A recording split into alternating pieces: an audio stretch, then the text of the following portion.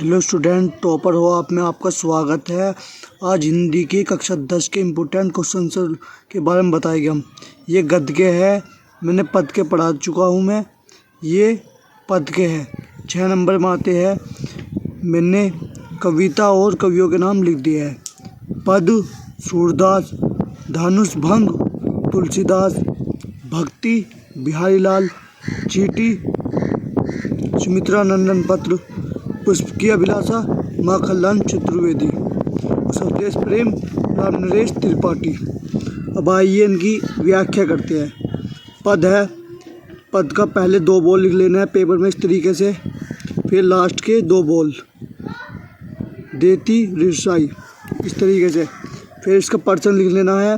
श्री कृष्ण ने गायों को चुराने की जिद की, माता बालकों के पास भेज देती है। संदर्भ किस तरीके लिखना है इसको, बच्चे बहुत ज़्यादा कंफ्यूज हो जाते हैं, कंफ्यूज होने की कोई ज़रूरत नहीं है। कवि का नाम सूरदास और कविता का नाम सूरसागर के पद से, ठीक है जी। व्याख्या, श्री कृष्ण कहते हैं कि माता जी मैं गायों को चराने जाऊंगा। कहते हैं कि सभी गाय वाले मुझसे अपनी गाय गिरवाते हैं, जिससे मेरे पाँव दुख जाते हैं। यदि तुम्हें मेरी बातों पर विश्वास न हो तुम बलराम भैया से पूछ सकते हो, और मैं नन्हा सा बालक है। वह गाय ये गाय वाले उसे घुमा घुमा कर मार डालेंगे। अगला क्वेश्चन है, बालक किशन गाय चराने क्यों नहीं जाना चाहते। इसका उत्तर लिखना है। पर्सन नहीं लिखना है पेपर में, तो हमने आपको समझाने के लिए रखा है। पर्सन नहीं लिखना है आपको। तो बालकृष्ण गाय चराने इसलिए कि सभी गाय वाले उनसे गायों को घिरवाते हैं, उनके पाँव दुख जाते हैं, इसलिए वे जाना नहीं चाहते। अगला पार्ट हमारा क्या है, धनुष भंग, ठीक है जी। धनुष भंग है हमारा, तो इसके 2 बोल शुरू के लिख लेने हैं, फिर लास्ट के 2 बोल लिख लेने हैं, फिर डैश डैश कर देना है। पर्सन किस तरीके लिखना है, मन श्री राम ने विवाह के लिए देवी देवताओं से किस किस प्रकार की विनती कर रहे हैं। संदर्भ हमारा क्या है, कविता का नाम क्या है, श्री रामचरितमानस के धनुष भंग से, और कवि का नाम तुलसीदास, ठीक है जी। व्याख्या किस प्रकार करनी है, कहती हुई कि कामदेव ने फूलों का ही धनुष बाण लेकर सारे संसार को अपने वंश में कर रखा है, अतः आप राम की कोमलता पर मत जाइए। हे देवी मेरी बात सुनिए, श्री राम धनुष को अवश्य तोड़ेंगे, मुझे विश्वास हो गया है, ठीक है जी। इसका पर्सन क्या है जी, इसका पर्सन है राम के विवाह के लिए देवी देवताओं ने किस प्रकार विनती कर रहे हैं। मैंने इसी दिन के लिए आपकी सेवा की थी, इस धनुष के भारीपन को हल दीजिए। बच्चा बहुत ज़्यादा कंफ्यूज हो जाता है, कंफ्यूज नहीं होना बिल्कुल भी। जब तक हम तुम्हारे साथ हैं, आपको पूरा सपोर्ट करेंगे पढ़ाई के लिए। पेपर आपके जल्द ही आ रहे हैं। तो अगला पार्ट हमारा क्या है, भक्ति। तो शुरू के 2 बोल लिख लेना है, फिर लास्ट के 2 बोल लिख लेना है। इसका पर्सन, इसमें श्री रामकृष्ण के सुहेलियों पर मुग्ध हो गई है, ठीक है जी। इसका संदर्भ प्रस्तुत गद्यांश हमारी पाठ्य पुस्तक हिंदी के भक्ति नामक पाठ से लिया गया है, जिसके रचयिता बिहारी लाल जी है।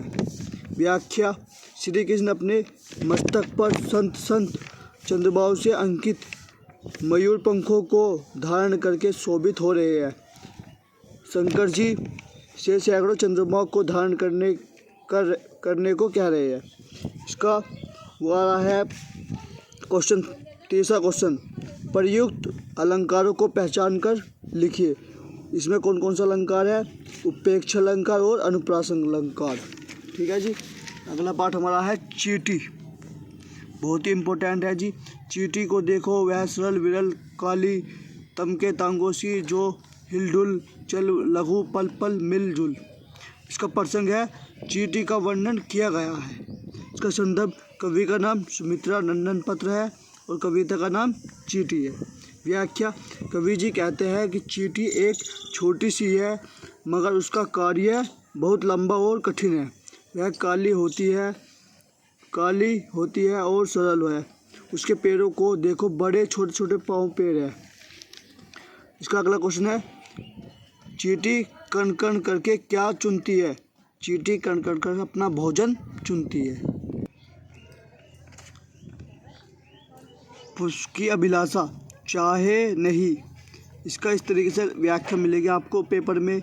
आपको उसका प्रश्न लिखना है। इसमें पुष्प की प्राप्ति को दर्शाया गया है। संदर्भ, कवि का नाम मक्खनलाल चतुर्वेदी है और कविता का नाम पुष्प की अभिलाषा। व्याख्या, कवि जी कहते हैं कि पुष्प मन को भी इस प्रकार भाता है कि सारी चिंता को नष्ट कर देता है और प्रेमी और प्रेमिका का भी बंधकर आकर्षित करता है। यही पुष्प की अभिलाषा है। इसका अगला क्वेश्चन है,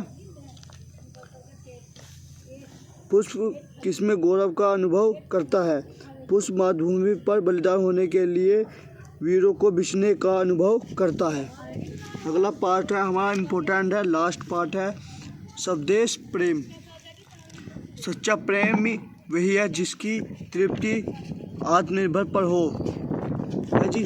इसका सच्चा प्रेम इस तरीके लिख लेना है, 2 बोल, फिर लास्ट के प्राण निछावर लिख लेना है जी। इसका प्रसंग, इसमें कवि ने दर्शाया है कि प्रेम सिर्फ देश से किया जाता है। संदर्भ, कवि का नाम रामनरेश त्रिपाठी, कविता का नाम स्वदेश प्रेम।